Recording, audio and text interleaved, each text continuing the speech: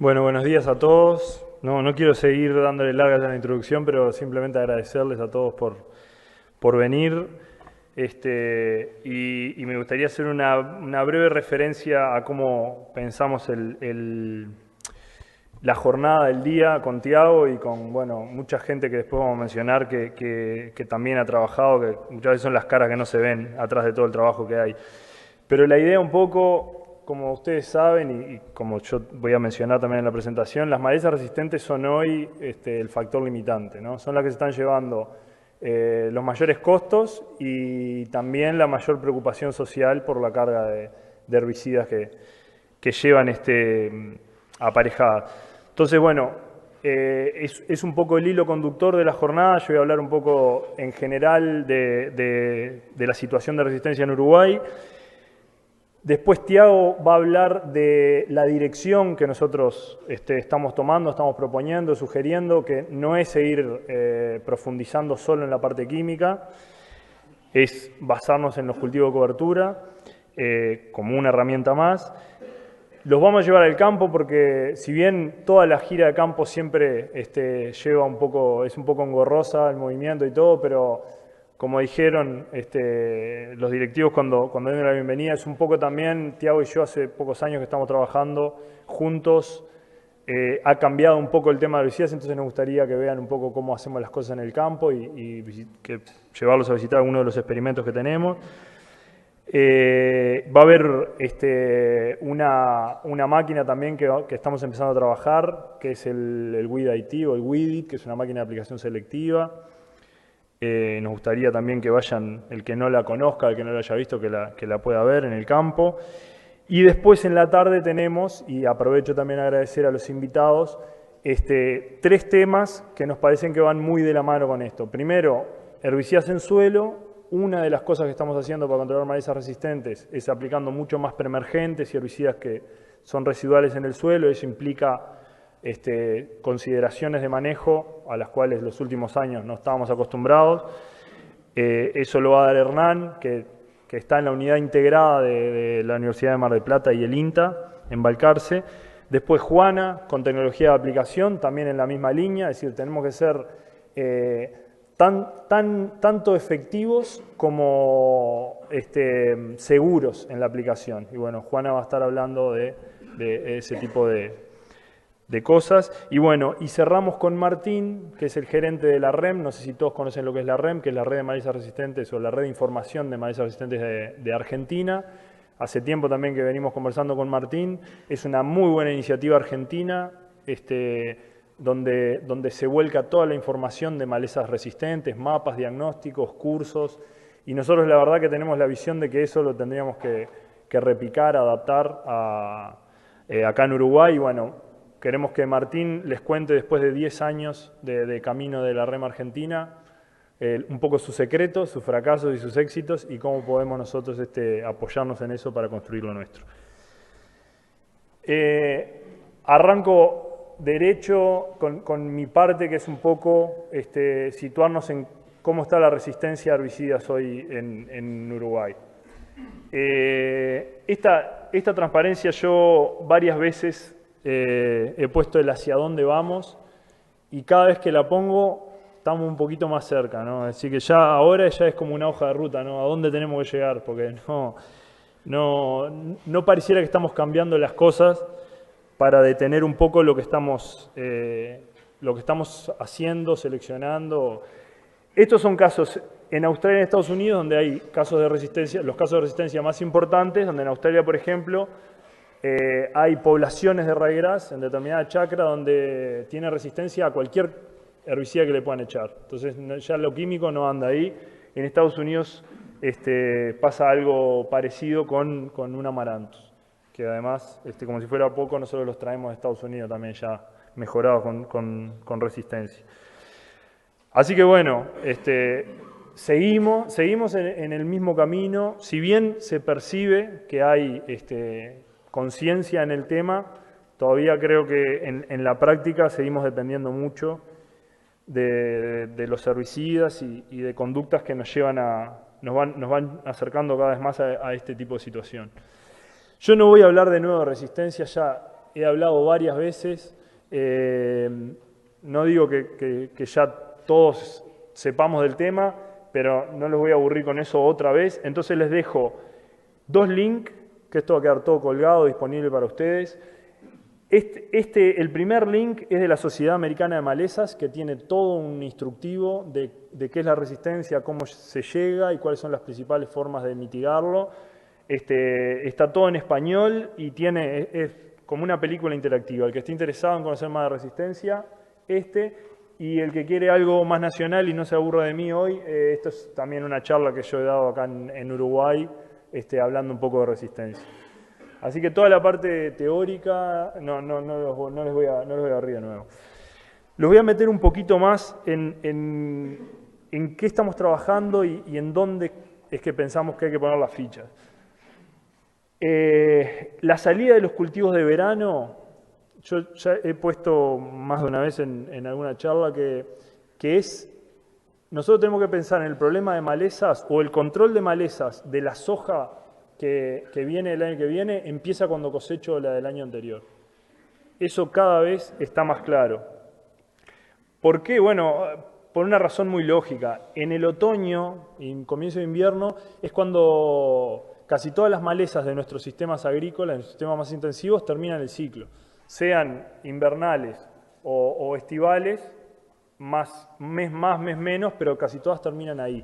Entonces ese es el momento para poner la cobertura o planificar la estrategia de herbicidas para no tener que pasar el invierno sin un buen control de esas especies, de esas plantas, y llegar a controlar estos monstruos a la siembra del cultivo de verano, que es los que se llevan la parte económica y la parte y la preocupación ambiental. Porque muchas veces terminamos aplicando 3 o 4 veces la cantidad de herbicidas que deberíamos si no llegamos a una situación mucho más controlada. Y a lo largo de mi charla y de la de Tiago, van a ver cómo nuestros experimentos muestran claramente eso.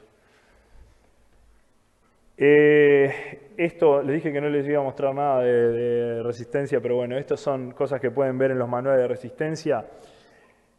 El secreto para no seguir seleccionando, para prevenir y para mitigar los problemas de resistencia que tenemos, es diversificar nuestros sistemas todo lo que podamos.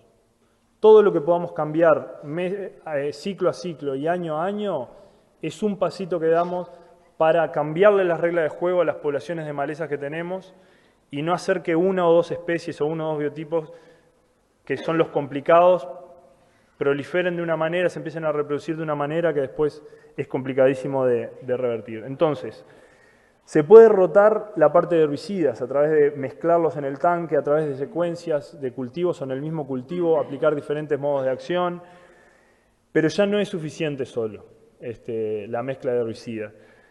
Hoy en día, yo creo que si no incorporamos y seriamente temas culturales, no vamos a lograr el impacto que queremos lograr. Y dentro de las prácticas que podríamos llamar culturales está la rotación de cultivos y pasturas y los cultivos de cobertura, dentro de otras cosas que se pueden hacer y que se están haciendo. Poca gente hace unos años se imaginaba capaz que planificar la densidad de población de un cultivo, la distancia entre surcos debido a malezas, y hoy en día mucha gente lo hace y es una de las razones por las cuales varía. Pero la rotación de cultivos y pasturas y los cultivos de cobertura creo que son los lugares donde tenemos que poner las fichas. Las mecánicas, hay mucha gente dando vuelta a las chacras y una de las razones es por las malezas resistentes. Es una muy buena herramienta para el control de malezas porque es una forma de cambiarle las reglas completamente, pero la verdad que no pensamos que el camino sea el laboreo masivo, menos en un sistema productivo como el nuestro y en un país como el nuestro, con la geografía que tenemos. Entonces, donde entre el laboreo, y es un pasito y es algo importante para el control de malezas, pero hay otras cosas que se pueden hacer, como el rolado, que no sé si todos escucharon hablar, Tiago va a hablar más del rolado después, pero bueno, no le voy a dejar la sorpresa a Tiago. Yo lo que les voy a hablar un poco es de lo que hemos estado trabajando estos últimos años y bueno, y cuáles son las recomendaciones que nosotros ahora tenemos desde el punto de vista químico. Ahora les voy a empezar a hablar de lo químico, pero a lo largo de toda la jornada y sobre todo de mi charla, yo les pido que tengan en cuenta todo lo que les dije hasta ahora. Que el camino exclusivamente químico o fundamentalmente basado en el químico no nos va a llevar a buen puerto. Pero sigue siendo una herramienta excelente y en realidad, más allá de dejar de usarlo, lo que queremos hacer es cuidarlo. Estas son, puede haber alguna otra, seguramente después me agarren y me digan, no, también tenemos problema con esta. Estas son las que nosotros hemos identificado como los principales problemas en términos de resistencia. Pongo ya le empecé a agarrar. Pongo al ryegrass y al yuyo colorado, al complejo yuyo colorado, porque ahí hay más de una especie involucrada, en un primer escalón, y después rábanos, coniza y equinocloa en un segundo escalón. Eso es más o menos problema en diferentes chacras, diferentes lugares, pero están creciendo también a buen ritmo. Les voy a hablar un poquito de ryegrass. Nosotros empezamos a trabajar con poblaciones de ryegrass que nos fueron llegando de diferentes sitios. Empezamos a hacer el diagnóstico. Lo primero que hicimos es de poblaciones en el este, perdonen que acá les pongo, trabajamos fundamentalmente, o las poblaciones nos venían de dos zonas, del este, y ahora van a ver con qué problema, y después ya un gran globo que abarca todo, hoy en día todo, el centro, litoral y sur del país.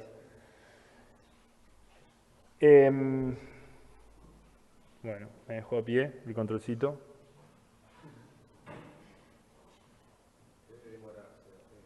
Ahora creo que saltamos los agradecimientos, entonces lo toqué 50 veces. Lo primero que empezamos a trabajar nosotros fue con inhibidores de las SCAs, los graminicidas comunes, aloxifop y clethodim. En realidad lo introdujimos nosotros al tema, pero aloxifop. Nos llamaron del este, donde está concentrada la producción de leguminosas, de trébol blanco, principalmente, pero de lotus y eso, que ya el aloxifop, que tan bien controlaba el ryegrass con medio litro, era imposible controlarlo. Fuimos, instalamos ensayos a campo, acá no es para que miren igual, pero acá este es el testigo, estos son 4 litros, es decir, 8 veces la dosis de campo y no controlábamos bien todos los ryegrasses, los llevamos a invernáculo y claramente estos son dosis, el HR es de la población resistente y el 1 es la dosis 1, la 2, la 3, la 4 y bueno, y esto es el peso. Y ustedes ven que para disminuir significativamente el peso de las plantas resistentes teníamos que irnos a la dosis 8 y en el susceptible ya con la dosis 3 lográbamos una reducción. Ahí empezamos a ver esto para que vean un poco las diferencias, ¿no?, de tolerancia que tenían unas y otras plantas. Estos experimentos fueron 3 años, una serie de experimentos dentro de los cuales empezamos a probar otros productos. En ese momento la principal estrategia era, bueno, cambiemos el producto. Uno de los productos que empezamos a probar fue el clethodim. El clethodim andaba bárbaro en el control, entonces cuando hicimos la reunión para mostrar los experimentos, me acuerdo que técnicos de aquella zona dijeron, olvídate, clethodim, ya está solucionado el problema. En ese momento dijimos, es decir, es del mismo grupo, es un herbicida del mismo grupo que el oxifop y es pan para hoy, hambre para mañana. Esto va a seguir en breve el mismo camino. Y trajimos poblaciones al invernáculo con clethodim. Las plantas en el campo se morían perfectamente, pero ya en invernáculo, sin haber sido expuestas a este producto, nosotros teníamos que llegar más o menos a la dosis 4 de clethodim para lograr una reducción significativa en el peso que se lograba con la dosis 2 en el susceptible. Es decir, esto es algo que hoy en día lo tenemos clarísimo, en ese momento no tanto, que es como una selección silenciosa que nosotros vamos haciendo igual a través de otro producto. Ya pasaba y hoy en día ya nos llaman de 33 y nos dicen no tenemos que echarlo. Después, y más reciente en el tiempo, nos empezaron a arrimar poblaciones resistentes a iodosulfurón, al Husar de Bayer. Inclusive fue Bayer la empresa que nos arrimó las poblaciones, cosa que también es rescatable porque las empresas también se ve que están preocupadas por estos temas. Y bueno, también no es para hacérsela muy larga, pero esto es escala de control a diferentes dosis y ustedes ven claramente que las resistentes, el control que se logra es muchísimo menor que las susceptibles, que acá las ven amarillas muertas y las mesas de las resistentes a esas dosis todavía tolerantes. Bueno, y también es una imagen que yo he mostrado varias veces, una tesis de grado con la resistencia de glifosato, que hoy en día debe ser la más difundida en Uruguay, ¿no? Hoy en día yo les diría que por un tema probabilístico ir a matar raigrás es una chacra, uno tiene más probabilidades de tener plantas resistentes a glifosato y no controlar todo bien que de encontrar chacra donde se controle bien. También ya les introduzco el tema, les digo, tienen probabilidad y cosas así porque hay muchas cosas que no conocemos y espero convencerlos a lo largo de la charla y del día de cosas que podemos hacer para tener mejor información. Y esto, bueno, como les ponía ahí, ya las poblaciones de raigrás que hemos trabajado ya vienen de todos lados, ¿no? Del sur, del este, del centro y la mayoría del litoral. Nosotros, a medida que nos llegaban estos problemas, eso es un poco para que tengan el panorama de qué resistencias hay. Todavía no conocemos muy bien cómo se están empezando a sumar. Hoy en día ya hay poblaciones de raigrás que son resistentes a más de un producto o a más de un mecanismo de acción. Nosotros cuando empezamos a recibir las poblaciones, fuimos al campo, como les decía, en primer medida, bueno, cómo tratamos de que esto no se semille, cómo lo eliminamos. Trabajamos mucho con la mezcla de glifosato con graminicidas y con el doble golpe, con paraquat. En situaciones donde no había competencia, donde no había un cultivo de cobertura, que esperemos que cada vez sean las menores, porque es donde se llegaba a las plantas esas que yo les decía que controlar en el barbecho del cultivo de verano eran complicadas. No los voy a detener mucho en esto yo ya lo he mostrado. La conclusión grande de esos trabajos fue que para el raigrás, que no era resistente a inhibidor de la ACCasa, o la mayoría de las poblaciones del litoral, el glifosato, el cletodime era el mejor socio para el glifosato, se lograba un buen control, dependía mucho del momento en que se agarraba la población. Nosotros en 30 días de diferencia entre una aplicación y otra lográbamos un buen control con glifosato y cletodim, y a los 30 días ya teníamos que dependíamos del paraquat para repasar esa aplicación porque ya no le daba a la mezcla. Entonces, como les pongo acá, como recomendaciones grandes que han quedado de todos sus trabajos, el control tardío seguramente requiera doble golpe y estrés hídrico o poblaciones muy resistentes muchas veces tampoco era suficiente solo la mezcla de glifosato y cletodim. Otra cosa que nos llevó a estos trabajos, uno agarra, no sé si cualquier libro, pero agarra un libro de herbicidas y le dice que no mezcle 2,4-D, clopiralid, que son de la familia de los herbicidas hormonales, con cletodim. Nosotros lo hicimos como para demostrar que lo malo que podía hacer eso y logramos teniendo un excelente control. Entonces repetimos esos ensayos para estar seguros de lo que vamos a recomendar. Y bueno, porque ¿qué pasa? Íbamos a los campos donde tenían problemas de raigrás, mezclaban con glifosato y cletodim, lo controlaban, pero me decían, ¿qué hago con la carnicera? Me queda toda. Bueno, de ahí surgió que levantando la dosis de cletodim a mínimo 800 centímetros cúbicos, nosotros no veíamos en una diferencia realmente de control en la mezcla de tanque con estos productos. Y bueno, y lo que sí también se notaba en cada sitio que íbamos a estar en un ensayo, que donde el raigrás tenía competencia, nosotros podíamos llegar más tarde a controlar plantas más chicas que habían sufrido competencia invernal, y donde no había competencia llegábamos a controlar unos monstruos que llevaban 2 o 3 veces la cantidad de herbicida que se necesitaba. ¿Qué pasa con los cultivos de invierno? Es un poco lo que hacíamos para el barbecho de verano. En los cultivos de invierno empezamos a tener llamadas porque, claro, la gente aplicaba el glifosato y sembraba el trigo. Y cuando iba a recorrer el trigo, las plantas que habían aplicado el glifosato estaban vivas. Y ya ir a controlar esas plantas con los graminicidas para el trigo no es tan fácil. Ya eran plantas pasadas de estado, que habían pasado por un estrés, habían sobrevivido a un herbicida.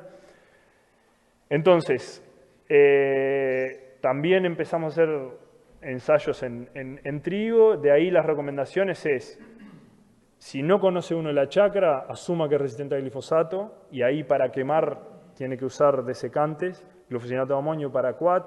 Eso implica todo otro manejo, son herbicidas que hay que tener mucho más, hay que ser mucho más fino en la aplicación y en el momento, en la planta al que uno lo aplica para tener éxito, que lo que era con el glifosato.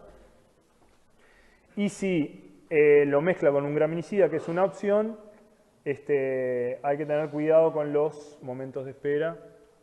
¿Para dónde tengo que apuntar con esto? Ahí arrancó. Si uno va a plantar, por ejemplo, colza, aplica el graminicida, no tiene problema, pero si va a plantar trigo, cebada, hay que empezar a fijarse en la residualidad que puede haber de esos productos, de los graminicidas, cuando uno va a sembrar una gramínea. Esto es una tesis, los datos que manejamos hoy en día son de una tesis de Fagro que dirigió Grisel, y bueno, y ellos en nuestro país, en las condiciones que lo hicieron para este ensayo, llegaron con más o menos 15 días, era lo que se tenía que esperar para sembrar seguro gramíneas. Después que sembré, y bueno, nosotros en poblaciones controlables, como les pongo ahí, es decir, si uno no ha tenido problema de resistencia y están en estados controlables de ryegrass y en densidades controlables, bueno, tenemos estas opciones. Las primeras tres, las más usadas. El pinoxaden, que es el axial de Syngenta, el iosulfurón, el Husar de Bayer. Les digo nombres que capaz que conocen más para facilitarles la vida, pero en realidad a mí me encantaría que manejen los ingredientes activos, porque nombres comerciales hay 10.000 y en realidad el producto es el mismo y tenemos que manejar mejor esa parte de los herbicidas.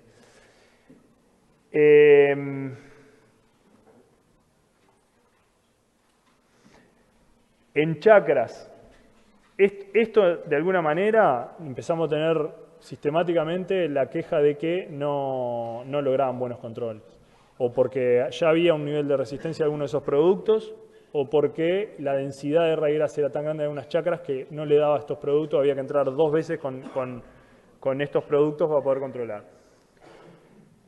Empezamos a explorar un poco lo que son los preemergentes de trigo, que es algo que no tenemos. No tenemos costumbre acá en Uruguay. También el camino recorrido por todos los lugares donde han ido seleccionando por resistencia a diferentes mecanismos de acción, a diferentes productos, empezamos a recorrer el mismo camino. Ya en soja como que estamos más acostumbrados, ¿no? Al diclosulam, ya soja. Históricamente lo hicimos en maíz y en sorgo, con la tracina y el dual gol. En soja después, nadie se le ocurría hacer una soja sin diclosulam. El que tiene yuyo colorado ahora no hace sin un preemergente. Y ahora nos pasamos a los cultivos de invierno, que eran los que venían un poco zafando, a usar herbicidas preemergentes, ¿no? Es decir, herbicidas que quedan en el suelo, residuales, y me controlan las primeras camadas de ryegrass. Lo que se usa a nivel mundial, el flumioxacin, el piroxasulfone, que todavía no tiene registro en Uruguay, el metolaclor, que le pongo un signo de interrogación porque en algunos lugares está recomendado y en otros no. Era una de las dudas es una de las dudas que tenemos y lo podemos usar para gramíneas invernales. Bueno, metribuzin y diurón en realidad que son herbicidas que se usaban antes, viejos, y ahora vuelven a aparecer como opción. Este ensayo lo vamos a ver en el campo. Así que pero igual me tomo un minutito para contarles un poco. Son ensayos grandes y tratar de entender todo en el campo puede ser complicado, así que yo les voy a explicar un poquito qué vamos a ver y después antes de salir del campo igual lo vamos a repasar. Este es un ensayo donde hicimos aplicaciones. Acá solo les estoy mostrando la parte de preemergencia. Muchos de estos tratamientos después llevan aplicaciones post, pero como todavía recién se hicieron las aplicaciones post, en realidad eso se va a ver más al final del ciclo y ahora lo que ustedes van a ver es el efecto de los preemergentes fundamentalmente. Entonces está el flumioxacin, hay un producto codificado que nosotros estos ensayos los hacemos en cofinanciación con las empresas. La verdad que estamos muy contentos con el diálogo que hemos llegado a tener con las empresas. Nosotros cofinanciamos, hacemos cosas con ellos, pero de alguna manera nosotros ponemos las reglas y ellos se tienen que ajustar un poco a lo que nosotros queremos hacer o tenemos que hacer y sinceramente hemos tenido muy buena recepción con ese tipo de política. Entonces, bueno, hay algún producto codificado que, bueno, es un poco la concesión que nosotros hacemos, la empresa todavía no lo tiene registrado o está en proceso de registro o no lo conoce, no nos da el nombre, pero si es algo prometedor, nosotros ya lo vamos probando y cuando esté el nombre ya tenemos los datos, no tenemos que perder 2 o 3 años más en evaluarlo. Bueno, cuando pongo el nombre comercial, versátil, enseguida le pongo flumioxacin la primera vez. Después, cuando ustedes vean versátil, tienen que ir a la primera referencia para ver qué ingrediente activo es. Uvodiurón, metolaclor, ¿no? El dual gol. Bueno, cuando dice Liberty, glufosinato de amonio, es un tratamiento que va con post-emergente nomás. Eso se reseteó Opa. Ah, no, me asusté, pensé que me había ido mucho para atrás.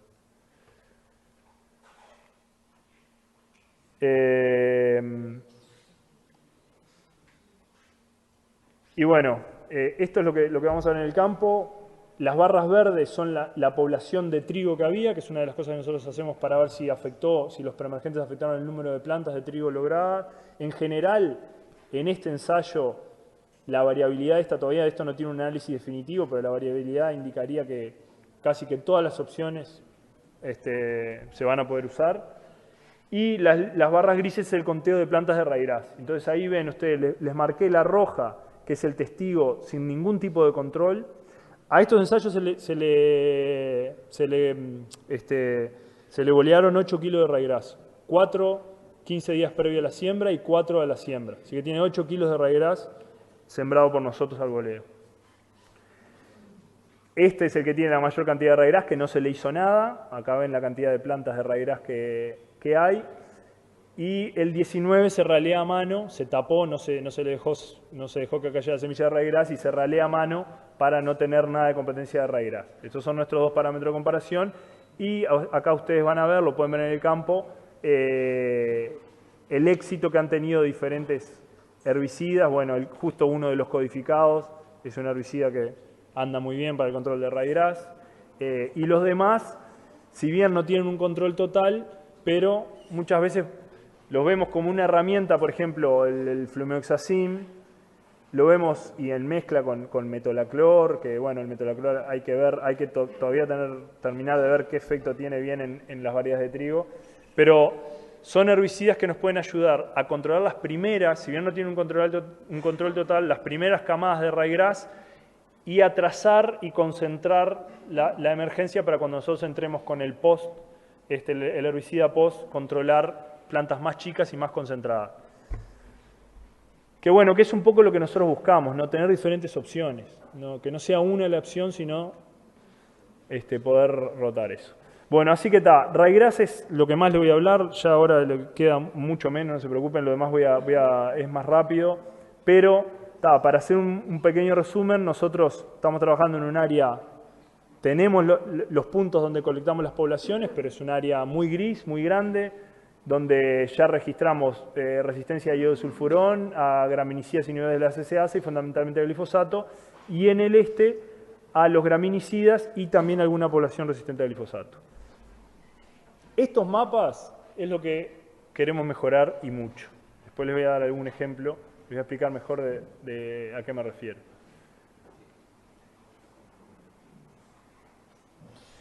¿Cómo me avisas el tiempo, Ernesto?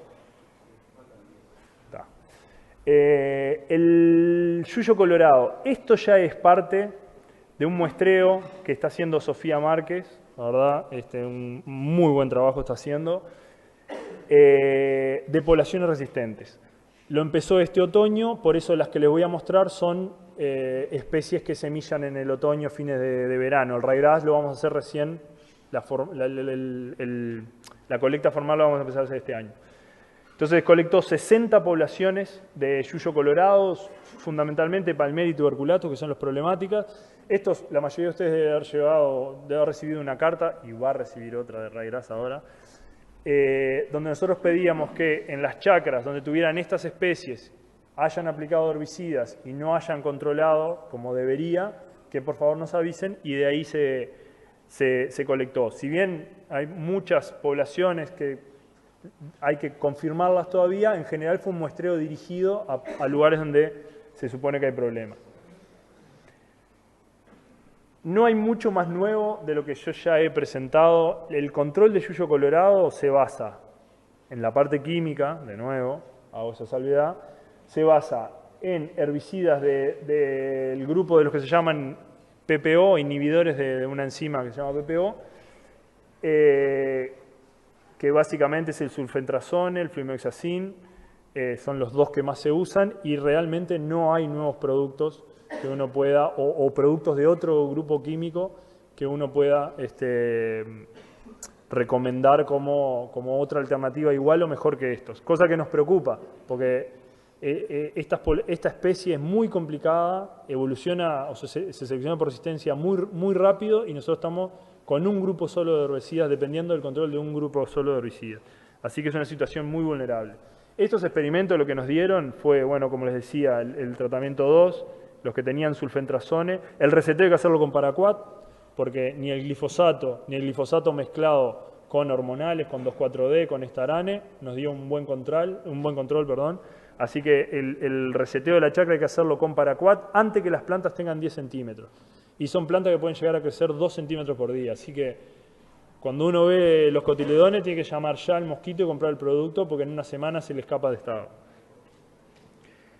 Bueno, los tratamientos conteniendo sulfentrazone fueron los que anduvieron mejor y bueno, la parte roja son tratamientos que tuvieron reaplicación.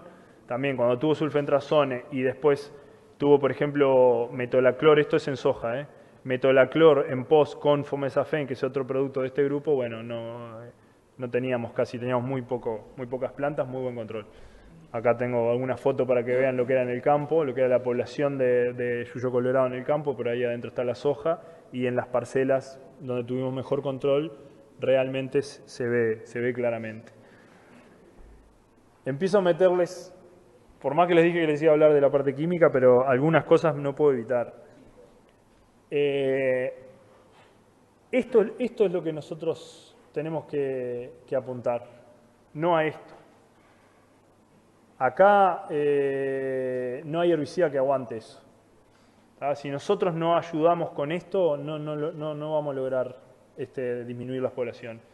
Esto es un trabajo que nosotros, esto no es nuestro, están acá las referencias, pero bueno, esto habla de la disminución en la germinación de yuyo colorado que se logró en Palmeri por el rastrojo, ¿no? No miren los valores, no importa, nosotros estamos trabajando justamente en eso, en cuáles son los valores que nosotros tenemos que lograr, pero lo que tenemos que venir es a controlar poblaciones acá, que germine el 20%. Si nosotros tratamos de controlar poblaciones de 60, 70, 80% de germinación, no hay herbicida que aguante.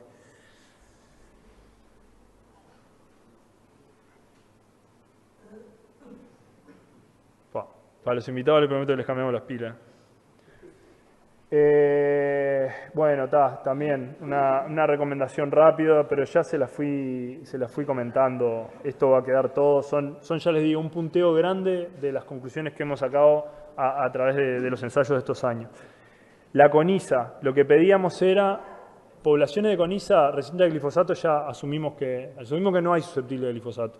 Si bien en el campo algunas veces ven cosas raras, se ve alguna muerta por glifosato, pero asumimos que no hay. Lo que pedimos es las que fallan a inhibidores de la ALS, como puede ser el metsulfurón, el clorsulfurón en cultivos de invierno, el flumetsulán, el preside en pasturas. Si tenían problema con eso, que nos avisaran. Y allá fue Sofía, colectó unas 30 y pico poblaciones de coniza. Y bueno, y una breve referencia a lo que en control de coniza nosotros no trabajamos mucho en las resistentes a ALS, pero igual les voy a dejar alguna recomendación. Uno tiene que asumir, si no conoce bien su chacra, tiene que asumir que ya están comprometidos los herbicidas inhibidores de ALS, y aunque la conozca es una semilla que vuela muchísimo, así que es muy difícil asegurar que ya no están las poblaciones dispersándose por todos lados. Y bueno, y hay que apoyar el control en los productos hormonales, en el 2,4-D, en el MCPA y en algunos nuevos como el aloxifen, que realmente en todos los ensayos que nosotros, que entra aloxifen, que generalmente viene mezclado con otros productos, siempre tenemos un excelente control de coniza. Lo bueno que tiene es que las nuevas formulaciones y estos nuevos productos han flexibilizado un poco la ventana de aplicación, que para los hormonales históricamente era siempre de macollaje, Z21 a Z30, y eso muchas veces con el agua y la situación del invierno y eso no venía la máquina, pues se pasaba muy rápido. Ahora tenemos una ventana un poco más amplia con estos productos, eso ayuda mucho. Y bueno, y son muchos de estos productos que yo les pongo acá, no tienen restricciones para mezclar con graminicidas, por si uno tiene que hacer el control con ryegrass y eso. Así que un poco por ahí va el control de CONISA, de no depender tanto como se hacía antes en una aplicación metsulfurón o closulfurón, que nos olvidábamos, sino que hay que aplicar los hormonales. Y después lo otro de la CONISA es que es súper susceptible a la competencia. Uno le pone cualquier cosita arriba y ella no viene. Y así como les digo una cosa, les digo la otra. Le saca la competencia y a los 2 días está tapado con ISA. Entonces, eso es lo que hay que regular en la estrategia. Y bueno, y control previo a soja, el HIT también, que se había dejado un poco, el diclosulam la controlaba muy bien, ahora que el diclosulam no la controla tanto, el HIT nosotros estamos volviendo a usarlo en chacras acá de la estación. Y como les decía, todo lo que tenga aloxifen tiene muy buen control. Hay un nuevo producto que se llama Pixar, no sé si ya lo conocen, de Corteva, Rutilan. Y si bien tiene lo que sería el estarane, que es lo que todos usamos para sembrar soja enseguida, y el aloxifen, que uno lo usa como Texaro, tiene 3 o 4 días, 5 días de restricción, en mezcla estos dos productos se recomienda 2 semanas. Los tienen 2 semanas, ¿no, Sorondey? Hay algo en la interacción de ellos que hace un muy buen control, pero hay que empezar a tener esas consideraciones. Y bueno, los capines, Equinocloa, es en lo que menos hemos trabajado, pero una de las cosas que en los últimos años creció muchísimo las quejas, sobre todo resistencia al glifosato, lo que les puedo dejar como recomendación, es que estos productos son buenos, en teoría tienen un buen control, si la población no es resistente, pero hay que aplicarlo con plantas chicas. Y en verano estas gramíneas es muy fácil de nuevo que se vayan de estado.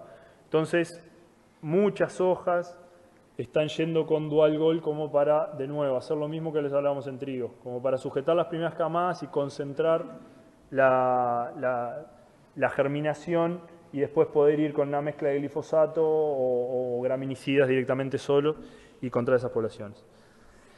Control de rábanos. El control de rábanos, hemos estado en chacras que asustan, ¿no? Yo les voy a contar de un experimento. Hicimos un par de experimentos y la recomendación también es los hormonales de nuevo. Volvimos a... Se ve que por mucho tiempo la recomendación de clorsulfurón, metsulfurón y un graminicida tiró muchísimo. Ahora hay que volver a incorporar los hormonales. Los casos que tienen rábanos, yo creo que nunca había mandado tanto a la guerra un herbicida como en este caso. Acá está el trigo acá adentro y estos son rabanales.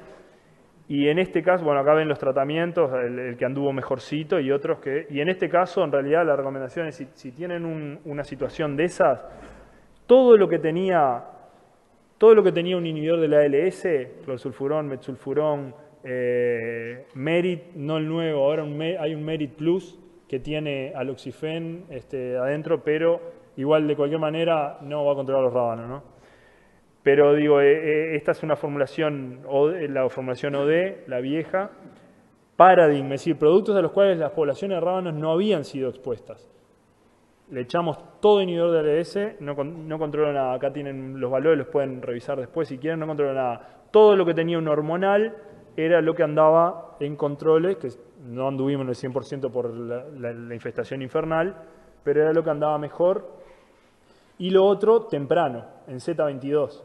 Cuando dejamos, por ejemplo, acá le echamos el inhibidor de la ALS primero y el Curtal, que nos anduvo muy bien también para el control de estos rábanos, lo echamos después y ya no lo agarramos con nada.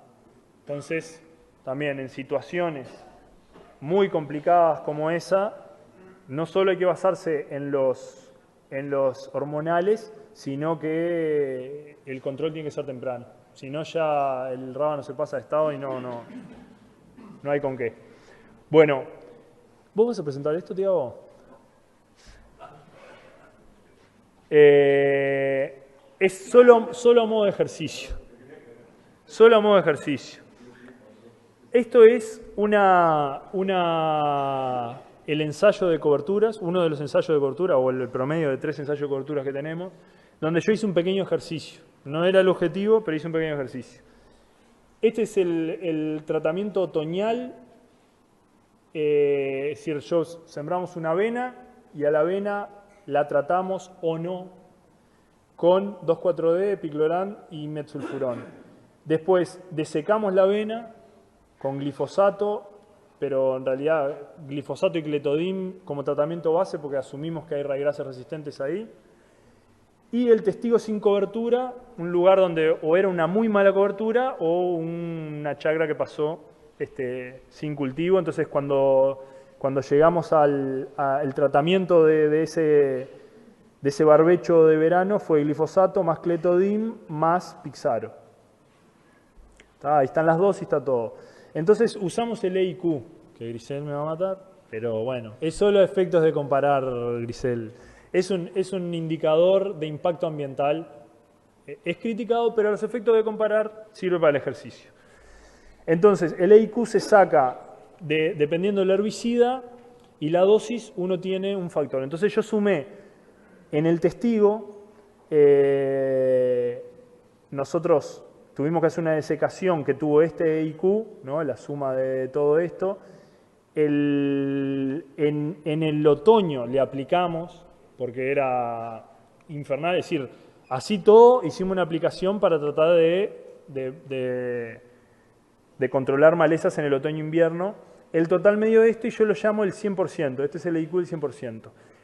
Una cobertura mediana a buena, se llevó la desecación esta solo con glifosato y clethodim porque tenía un buen control de hojas anchas, tenía un control en la cobertura de hoja ancha moderado, es decir, estos productos pero a dosis baja, y bueno, ya redujimos, con una cobertura a medio pelo redujimos un 20% la carga ambiental, si se quiere leerlo de esa forma, y la buena cobertura, que es de lo que le va a hablar Tiago, la buena cobertura, la desecación se hizo con un rolo, anduvo perfecto. Ya Tiago les va a decir, les va a mostrar lo que es el rolo. Hicimos un control en la cobertura y el total es una reducción de un 80% en el uso de herbicidas, donde la soja rindió perfecto y todas cosas que Tiago les va a mostrar. Bueno, ya Ernesto. Ya. O las preguntas de la semana, a lo largo del día, sí. Bueno. La selección y dispersión de poblaciones de maleza resistentes a herbicidas sigue avanzando en el país. La verdad que por más que sacamos recomendaciones, sugerencias, tratamos de sensibilizar digo, nosotros somos todos parte del problema, ¿no? La cosa sigue avanzando. Poblaciones de coniza, yugo colorado y raigras ya hay con resistencia a más de un modo de acción. Si nos vamos acercando a esa primera transparencia que yo les puse, a más de un mecanismo de acción. Estamos perdiendo muchas herramientas químicas. Yo soy muy optimista y creo que nosotros en el país tenemos una muy buena oportunidad para atacar este problema como no hay en otros países. ¿Tá? La tradición que teníamos de rotación con pasturas, eso no está del todo perdido. Ahora hay más voluntad para hacerlo y creo que la razón del manejo de malezas debería ser una fuerte para que se vuelva a esta tradición. Las políticas nacionales de uso del suelo, el hecho de tener una cobertura, aprovechémoslo a favor de esto.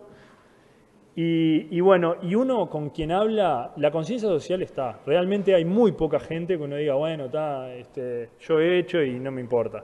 Todo el mundo está preocupado por el tema. Entonces, las piezas están, hay que ponerlas juntas. ¿Qué sigue? Y bueno, sigue lo que nosotros vemos que sigue en el país y sigue en la jornada. Bueno, los cultivos de cobertura, los herbicidas de suelo, cómo usarlos bien. Hernán nos va a hablar de eso y tenemos muchísimo para aprender de esto, tanto para que sea efectiva la aplicación como para que ambientalmente sea algo bien usado. Y después, bueno, cómo aplicarlos, ahí va a estar Juana, cómo aplicarlos para que sea efectiva la aplicación y para que se quede en el lugar que queremos que se quede. Ya no nos podemos dar el lujo de que una aplicación nuestra se corra 20 metros del lugar. Y después, otra cosa que va a terminar Martín y que nosotros estamos realmente convencidos que es el camino, es una construcción colectiva de todo lo que tenemos que hacer.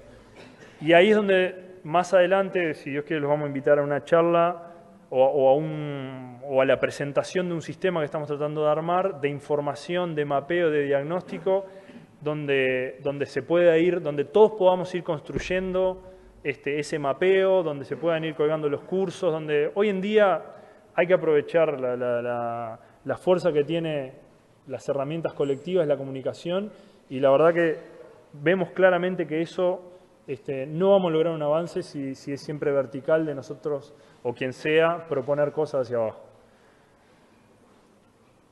Y perdón. Si quieren tomamos 2 o 3 preguntitas para Alejandro. Carlos, se acerca el micrófono y tenías una... Perdón, siempre, como les decía hoy, siempre se ve la carita de muchos de nosotros, pero no se ven todos los que están, que hoy la van a ver porque son todos los que están en el campo preparando las cosas, los carteles, todo. Bueno, estas son algunas de las caras y estos son estudiantes que ni cara ya le ponemos. Pero bueno, no tenía el permiso para la foto. Pero Pamela anda ahí y Casiano, que es un pasante de la Universidad Federal de Santa María también. Hola. No, mi pregunta era, capaz que lo vemos más en el campo, el ensayo de preemergentes en Raigras. Veo que hicieron una aplicación de glifo y después como un doble golpe con Liberty, ¿puede ser? Y ahí dejaste la chacra 0. Sí. Pero después veo como 3 o 4 tratamientos de Liberty a la siembra, ¿no? Sí. Y esos controles son de plantas nacidas. Esos controles son de plantas nacidas del primer flujo. Esto capaz que está bueno conversar en el campo. ¿Y esperabas residualidad del Liberty para el control? Esa era la pregunta. No, para nada. ¿Y por qué hay tantos tratamientos? Está buenísima la pregunta, María, porque esa va a ser una duda que van a tener muchos. Mirá, después de que hable Tiago, mi idea, como somos tantos, para que en el campo no tenga que explicarles, va a ser más engorroso, es mostrarles el plano ese y lo conversamos un poquito más ahí. Pero cuanto más puedan irse con el ensayo en la cabeza, más fácil lo va a ser para interpretarlo en el campo. Sí, yo por eso te hacía la pregunta ahora, porque después en el campo... Perfecto. ¿Alguna otra pregunta? Mejor porque me repasé. Lo que hacemos es, primero presentamos a Tiago, que es parte Bueno, después de mucho llorar, de llorar años solo, recién a partir del año pasado, hace un año Tiago estaba con nosotros, logramos reconstruir un poco el equipo de malezas de la estanzuela, ¿no? Como la mayoría de ustedes sabrán, estaba Amalia hace unos cuantos años, después ingresé yo, estábamos los dos, en una situación aparte, yo no quiero decirla, no era más fácil, pero estábamos como volcados a otra estrategia, y de repente yo me fui a estudiar, cuando volví había cambiado el panorama completamente, había que volver a identificar malezas, volver a usar herbicidas, volver a hacer cosas que ya no se hacían casi, no sé si alguno tiene una visión diferente, pero con la soja transgénica, el glifosato, había cambiado por años la estrategia. Y bueno, y ahí realmente quedamos muy flacos en la parte. Hicimos una búsqueda que llevó 2 o 3 años y seleccionamos a Tiago, que es brasilero, que hizo su doctorado en Brasil y en Estados Unidos, en un sándwich. Y bueno, y hace un año que trabajamos juntos y esperamos que todo este plan que tenemos de futuro, bueno, gracias a la incorporación de Tiago, se haga realidad. Gracias.